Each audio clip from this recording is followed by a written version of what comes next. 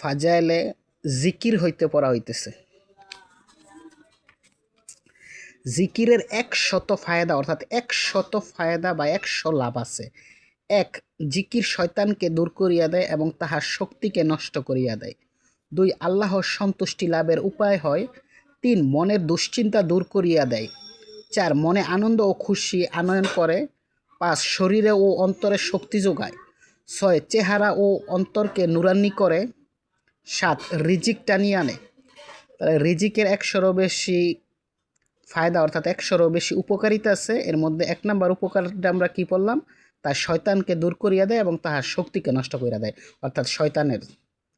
2 number পড়লাম আল্লাহর সন্তুষ্টি লাভ করা যায়। 3 নাম্বার আমরা জানলাম যে মনের দুশ্চিন্তা দূর করিয়া দেয়। মানুষ মনের মধ্যে কত দুশ্চিন্তা লইয়া ঘুরে, এই মনের দুশ্চিন্তা দূর হয়ে যায়। 4 নাম্বার কি জানলাম? মনের মধ্যে তখন আনন্দের সৃষ্টি হয়, আনন্দ এবং খুশি আসে। 5 নাম্বার পড়লাম শরীরে ও অন্তরে শক্তি যোগায়। জিকির করলে শরীর ও অন্তরে শক্তি বাড়ে। আলহামদুলিল্লাহ, সুবহানাল্লাহ। চেহারা ও অন্তরকে নুরানি করে, মানে চেহারা এবং অন্তরে এক ধরনের নূর ভাব আসে। সুবহানাল্লাহ।